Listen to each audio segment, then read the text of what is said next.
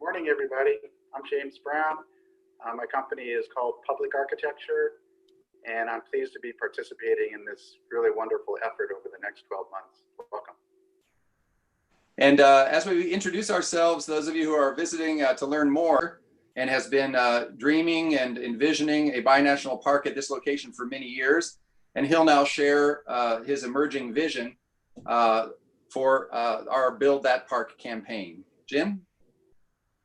Thank you, John. Thank you very much. And thank you to all the members of the press for taking time out of your busy day to participate with us in this unveiling of a 12-month process. I'm going to share my screen if you don't mind.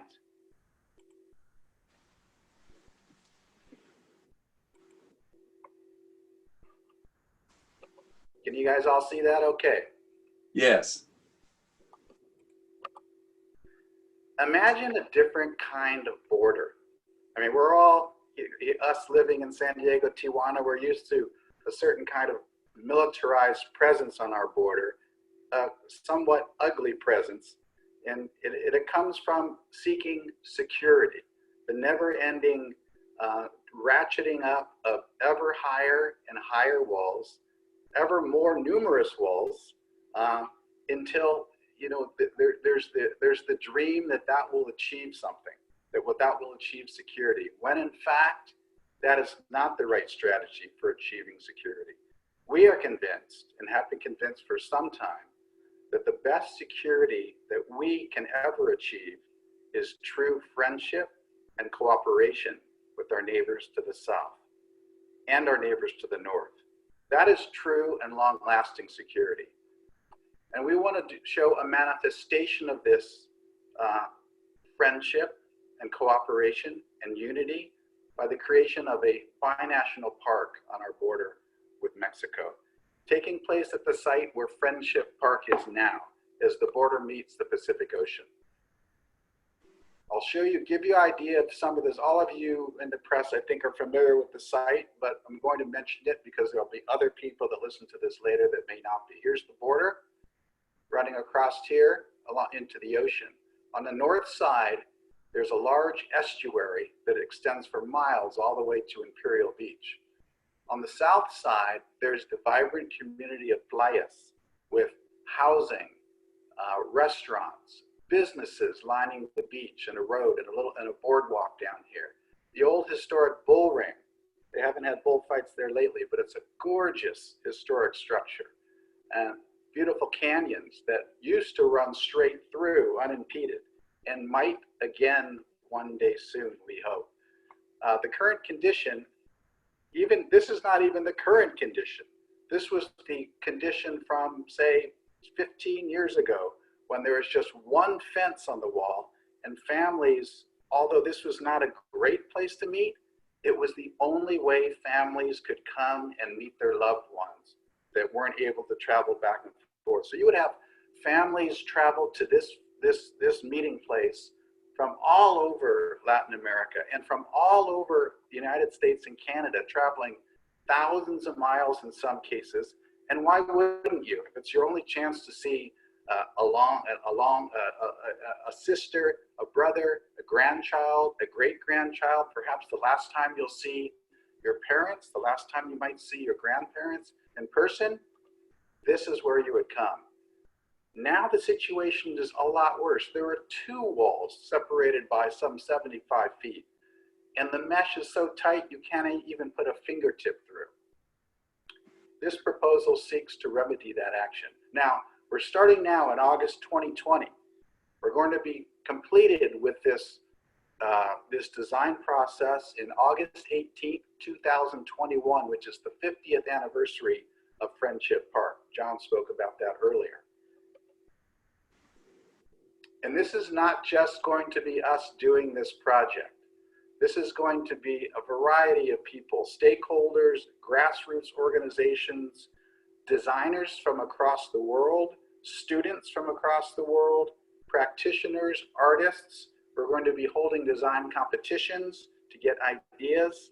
It's going to be a very inclusive time. This is an interesting little snippet from the Treaty of Guadalupe Hidalgo in 1848. And I don't know if treaties are legally binding. I suppose they are. And if they are, listen to the language of this one. Upon a solid basis, relations of peace and friendship, which shall confer reciprocal benefits upon the citizens of both, and ensure the concord, harmony, and mutual confidence wherein the two people should live as good neighbors. We're not meeting the words of the Treaty of Guadalupe Hidalgo.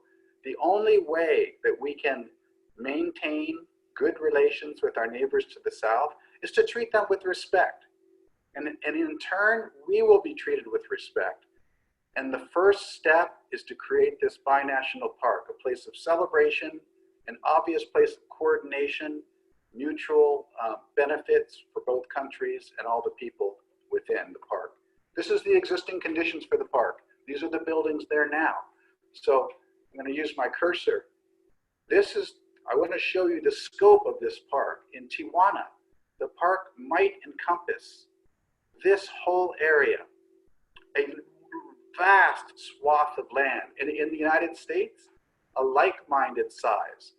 In the United States, it's bordered by some disturbed ground that borders the estuary to the north. It's already previously graded. It is not our intention to disturb the delicate estuary. In fact, just the opposite. We'll be using what nature has given us, this already disturbed area, Monument Mesa. Currently, there's a parking lot here and picnic areas. It's a big, big area, and we'll be hopefully encompassing the same area in Tijuana. And you might ask, well, how? How are you going to, what are you going to do? Are you going to destroy all these residences, businesses, the bull ring, what the bull ring might become in the future? No, it's just the opposite. Every one of those residences will remain, and they will remain as residences. Every one of those businesses and more will remain in Tijuana.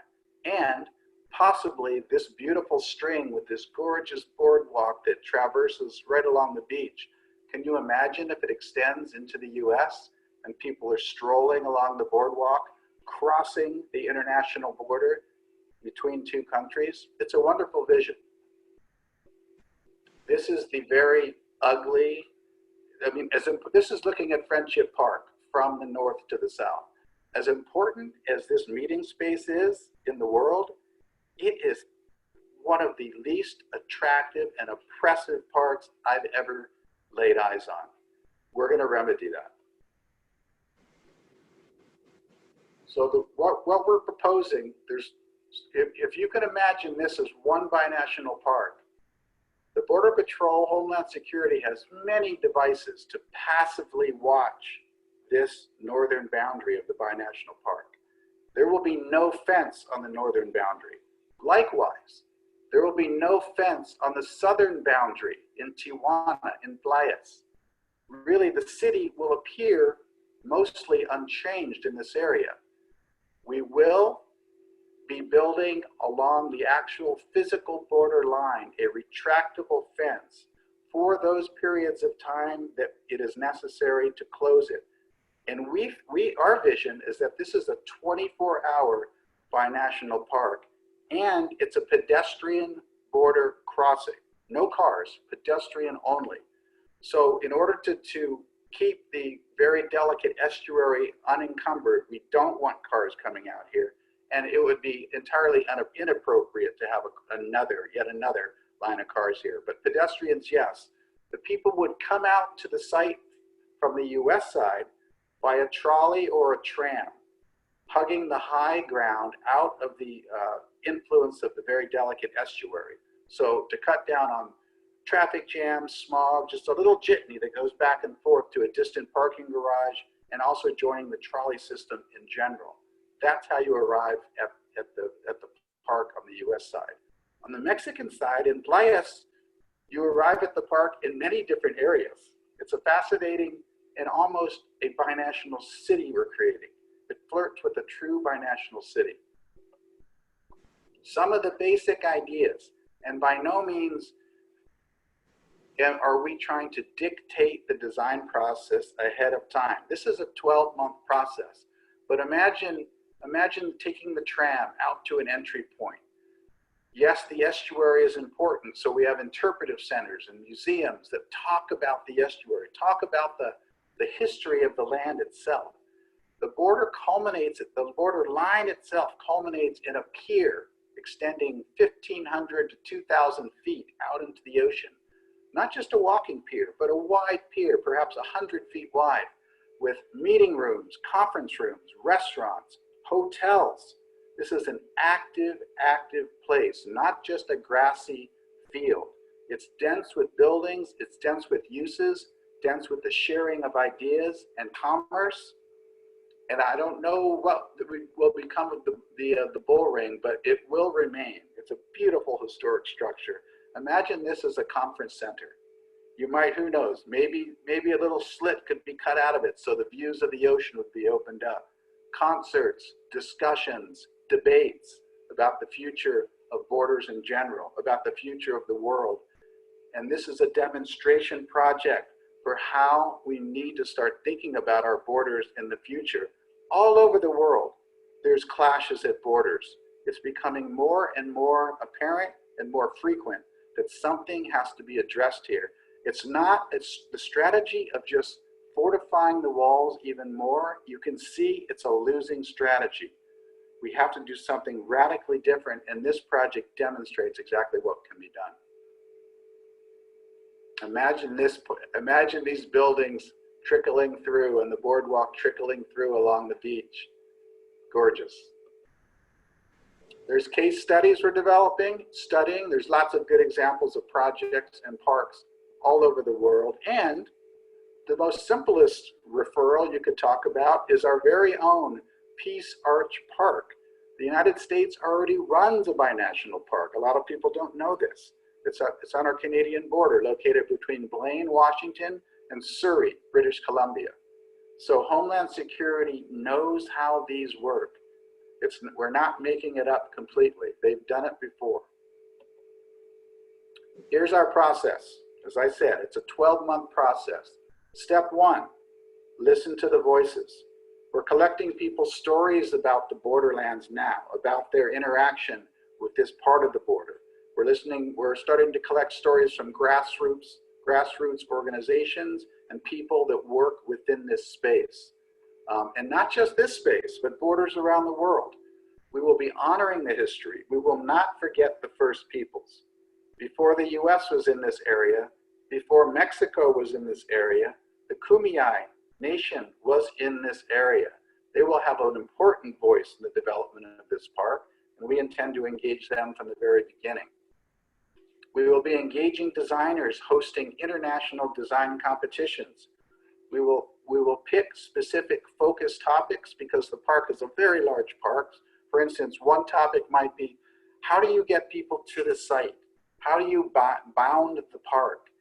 What would the pier be like? All of these will be separate design competitions meant to elicit specific, not just general, but specific responses to the challenges that are put forward. I myself am teaching 3 studio classes at San Diego State, and I have, I have 72 students. We will all be working on this park for the next 4 months, and probably my next sections as well next semester. Finally, we will coalesce the ideas. We are not at all, our goal is not to have a finished design at the end of 12 months. It's too big of a project for that. We are trying to just shake beautiful ideas out of a tree, and we are trying to inspire people that are in Washington, that are in public service here in California. Inspire them with a vision. When they see it, they go, I want that. We need to send this message to our citizens of both countries, because our citizens of the United States and the citizens of Mexico are starting to forget that we're friends. They've been told for so many years that we're not welcome, they're not welcome, we must be fighting, we have to keep each other out. That has to stop. Our best security easily is communication and cooperation. We will mutually benefit from this. So that's our strategy.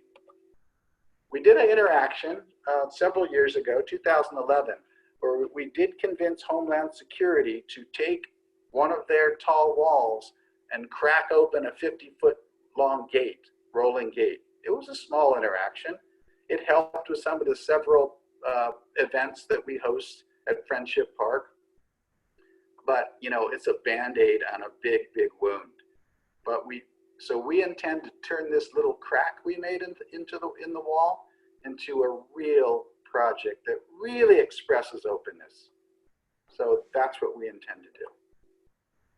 And there's buildthatpark.org. Please go to our website. There's a lot more information there. This presentation will be uploaded to that website as well as several other things I think would be helpful for you members of the press to learn from. And I think with that, if you have questions for John, Robert, myself, Pedro, Leslie, any of us, or just for opening it up to general questions, we're happy to answer anything. Thank you. Thank you, Jim. Yes, and we of course can say more about the website and our social media outreach if you'd like, but we want to open it up to questions that are of a concern to you. So appreciate hearing from you. It's a visionary conceptual plan that we hope will capture the public imagination and our leaders' imagination to then start that process on a national level. It's not something that we can't take that step on our own. It is our intention to offer this project up, to make a compelling case for it, and to have people start to want it. And then it will happen on its own. We won't be involved with raising the hundreds and hundreds of millions of dollars to do it. That will happen after the public and our representatives decide it will happen. Our job is to lead them there and tell them that they need it and remind them of what it means to the citizens of both countries to have a symbol like